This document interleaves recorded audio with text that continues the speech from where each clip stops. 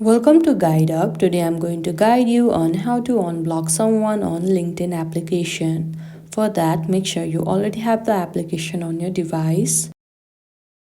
Now at this home page, at the top left you can see a profile icon. Tap over there. Now at the bottom you can see the option settings. Tap over there.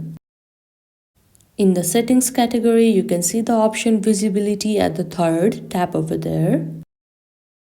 Now at this page, scroll down a bit. There you can see the option blocking. Tap over there. And here you can see the list of people that you have blocked.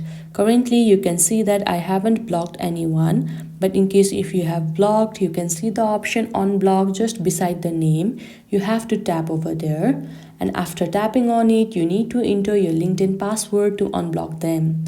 Once you enter your password, then they will be successfully unblocked. And this is how easily you can unblock someone in LinkedIn app. I hope you found this video helpful. Don't forget to like this video and subscribe our channel Guide Up. Thank you.